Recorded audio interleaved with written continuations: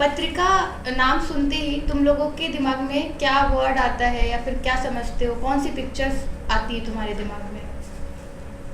बाल Bhaskar, India today, cricket सम्राट, चंपक।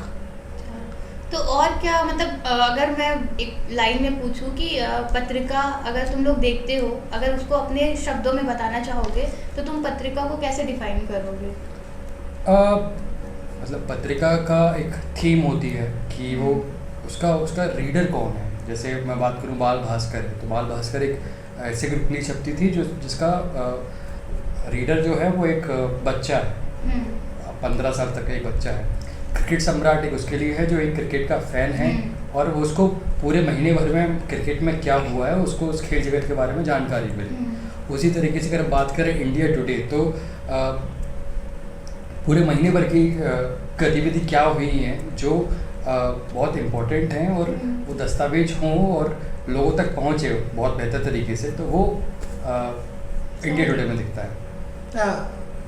हाँ, मैं इससे पूरा एग्री करता हूँ कि एक थीम को फॉलो करती है पत्रिका और उसको ऑडियंस को केटर करती है। पर पत्रिका का ये भी एक उसका मकसद है कि जानकारी पहुँचाना, पर वो अखबार से इस तरह अलग होती है कि अखबार दैनिक स्तर पे चीज जानकारी पहुंचाती है। पर एक घटना जब होती है कि जैसे हो सकता है कि आज कोई घटना हो रही है पर उसका असर हो सकता है 10 दिन बाद खुल के आए पूरी तरह। पर पत्रिका का यही होता है काम कि जब घटना बीत जाए, पूरा उसका असर समझ आ जाए, तो उसको संक्षेप में कैसे आपको समझा दिया जाए ताकि आप एक बड़ी पिक्चर बना सके उसको लेकर। और एक करेक्शन इसमें यह है कि इंडिया टुडे वीकली मैगजीन है, मतलब वो हर हफ्ते आती है, वो मंथली नहीं है। तो अगर हम जितना तुम दोनों ने अपनी बातों में बताया तो उससे ये समझ मेरी बन पा रही है कि जब हम पत्रिका निर्माण की बात करते हैं तो उसमें हम एक थीम के अकॉर्डिंग बहुत सारी चीज़ों का दस्तावेजीकरण करते हैं और साथ ही हम ये ध्यान देते हैं कि वो हम कौन से पिक्चर्स उसमें लगा रहे हैं, कौन से रंगों का चुनाव कर रहे हैं, उसमें भाषा कैसी लिखी गई है और साथ ही साथ वो किस ऑडियंस के लिए बन रही है ये भी हम उस दौरान तय करते हैं।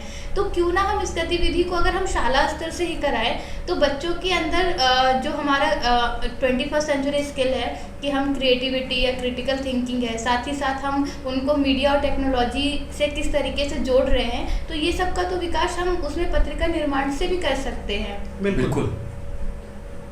तो अगर हम पत्रिका निर्माण कराते हैं बच्चों, ठीक है, हाँ। अगर हम पत्रिका निर्माण कराते हैं बच्चों में तो हम ये देख सकते हैं उनमें कि कोई भी बच्चा अगर पत्रिका निर्माण सीखता है तो उस दौरान वो जस्ट कि अगर उसने एक एग्जाम्पल, एक थीम चुना कि शाला की मासिक पत्रिका, तो वो अपने हर क्लास के बच्चों के साथ तो पहली बार जाके जुड़ेगा, दूसरा उन सब का दस्तावेजीकरण करेगा, उसके लिए एक पिक्चर चूज करेगा कि वो किस तरीके से दिखेगी, सेक्शन डिवाइड कर लेगा कि हमें कौन सा पिक्चर पहले लगाना है, मासिक पत्रिका में कौन सी चीज़ें बाद में आएगी, और अलग अलग थीम्स पे बना सकता है जैसे नटखट बचपन या फिर कोई आज की उन्नति या प्रगति, ऐसे करके वो अलग अलग पत्रिका बना सकता है। तो अगर हम शाला स्तर से ये कराते हैं तो उनमें बहुत सारे कौशलों का हम विकास कर रहे होंगे। बिल्कुल। जैसे हम देखते हैं हमारे जो मैगज़ीन अभी आती हैं, जैसे वर्ल्ड के जो टॉप लीडर्स होते हैं उसके बारे में आता है, ऐसे शायद शाला में जब वो देखेंगे कि इस महीने में कौन से जो छात्र हैं, कौन सी वो कक्षा है, कौन सा वो शिक्षक है जिसने बहुत अच्छा कुछ किया है, तो जैसे हम देखते हैं अपनी मैगज़ीन में कि वो फ्रंट पेज पे आते हैं, तो वो फ्रंट पेज पे आने का एक वो उत्साह भी शायद उनके अंदर उत्पन्न होगा कि हाँ मैं कुछ ऐसा करूँ जिससे मैं फ्रंट पेज पे आ पाऊँ मैगज़ीन का। वो तारे ज़मीन पर की जो वो इमेज जो लास्ट में बनती है वो कवर पेज बनती है उसकी।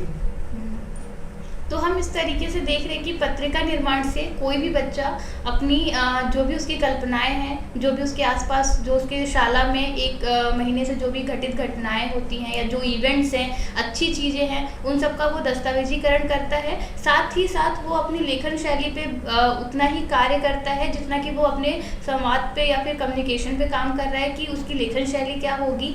उस सेक्शन को डिवाइड करते हुए वो उसमें जो राइटअप देगा तो उसका जो एक मानक भाषा है, जो ग्रामेटिकल एरर है, वो सब भी कम होगी।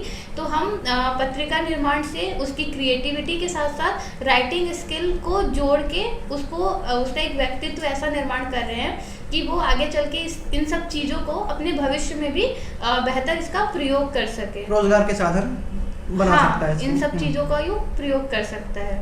आइए हम जानते हैं कि पत्रिका निर्माण के मुख्य चरण क्या हैं। पत्रिका लेखन हेतु विद्यार्थियों को कक्षा में पत्रिका प्रदान करें। सभी विद्यार्थी पत्रिका को उलट पुलट कर सभी भागों को देखते हुए चिह्नित व रेखांकित करें।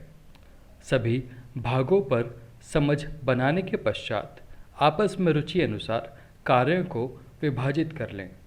उदाहरण स्वरूप कोई विद्यार्थी लोगो या डिज़ाइन पर कार्य करेंगे तथा कुछ लेखन शैली या अन्य भागों पर कार्य करेंगे। पत्रिका निर्माण के बाद सदनवार आपस में प्रस्तुतिकरण करेंगे। तो हमने पत्रिका निर्माण करा तो लिया बच्चों से, लेकिन अक्सर बच्चों में एक प्रश्न रहता है कि हम जो गतिविधि कर रहे हैं उससे हमें लाभ क्या मिलेगा। तो क्या प्रभाव हम इस पत्रिका निर्माण के बाद उन पे छोड़ रहे हैं या जो उनको बेनिफिट मिल रहे हैं वो क्या हैं?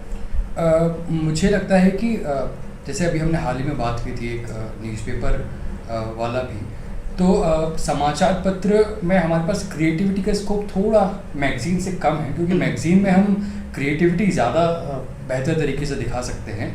तो जो क्रिएटिव छात्र होंगे, चाहे वो उनकी पेंटिंग्स हो, चाहे उनकी फ़ोटोग्राफी हो, वो एक ज़्यादा बेहतर मंच पर पहुंच पाएगी मैगज़ीन के ज़रिए। और वो सारी चीज़ें जो एक न्यूज़पेपर में शायद ना हो, वो मैगज़ीन में अपनी जगह बना पाएंगी। तो एक ज़्यादा हम बात करें कि विद्यालय में जो स्कोप होगा वो बढ़ जाएगा। और साथ ही इसमें बच्चा जो होगा वो अगर किसी की रुचि अगर है कि वो अगर वाइल्ड लाइफ पे बात करना चाहते हैं, उसको अगर बहुत पसंद है कि हम जाए और एनिमल्स या बर्ड्स के पिक्चर क्लिक कर रहे हैं और उसको एकत्रित कर रहे हैं, तो वो उस पर एक मैगज़ीन बना सकता है। अगर उसको ये बहुत पसंद है कि मेरे शाला में जितने भी इवेंट्स हुए हैं शुरू से लेकर लास्ट तक के महीनों में, मतलब उसको मैं एकत्रित करके उसको पिक्चराइजेशन करूँ, तो अपने रुचि के अनुसार से वो थीम जोड़ के और उस पर अपनी समझ बहुत विकसित कर सकता है। इसमें एक मेरे ख्याल से एक और चीज़ होती है, ओनरशिप की बात है। क्योंकि एक मैगजीन एक स्कूल का एक प्रतिबिंब की तरह भी देखते हैं कि आपके स्कूल की जो मैगजीन बनेगी वो आपके स्कूल का एक प्रतिबिंब रहेगा, बाहर के लिए एक इमेज बन पाएगी। तो बच्चा एक उस चीज़ को ओनरशिप की तरह भी देखेगा कि ये मेरा स्कूल है, इसको मैं ऐसे दिखाना चाहता हूँ, ये मेरे स्कूल में हुई गतिविधियाँ हैं। तो एक उसके ओनरशिप भी डेवलप होगी कि कैसे इस चीज़ को सबसे बेहतर तरीके से मैं बाहर वाले दुनिया को प्रेजेंट कर सकूँ। तो दोनों इस चीज़ प्रेजेंटेशन भी आ जाएगी, उसकी ओनरशिप पे भी काम कर पाएगा वो। तो हम इस परिचर्चा से ये समझ सकते हैं कि जो मेरा सवाल था कि बच्चों पे क्या प्रभाव होगा या उनके क्या इससे लाभ मिलेंगे।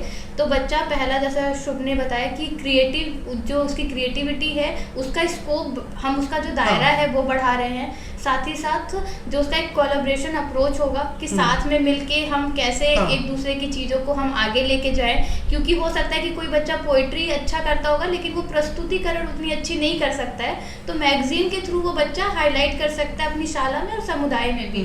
और तीसरा, अगर हम ये देखते हैं कि उसकी जो क्रिटिकल थिंकिंग होगी और साथ साथ में उसका इन्फॉर्मेशन करना, उस टेक्नोलॉजी का कैसे वो यूज़ कर रहा है, ये सब चीज़ें देखेंगे। और जैसा हमारे पिछली चर्चाओं में था कि सोशल स्किल्स कितने इम्पॉर्टेंट है, लाइफ स्किल जिसकी हम बात करते हैं कि बच्चा इनिशिएटिव ले रहा है, लीडरशिप ले रहा है और उसके अंदर जो एक एम्पैथी वाली चीज़ है हर किसी के बारे में, कि ऐसा नहीं है कि वो दूसरों को आगे बढ़ने की एक मंच वो अपने मैगजीन के माध्यम से देगा।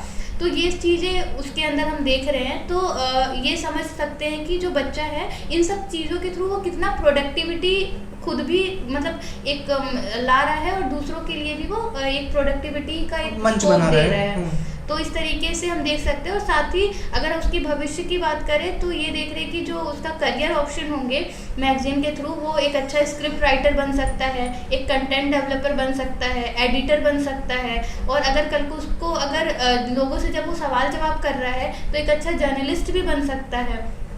तो इस तरीके के कई सारे ऐसे करियर ऑप्शन हैं जिसको बच्चा शाला स्तर से ही पहचान पाएगा खुद में और आगे चल के उस ऐसी ही चीज़ों में वो अपने कार्य के अनुसार बढ़ पाएगा। तो इस तरीके से वो बढ़ सकता है।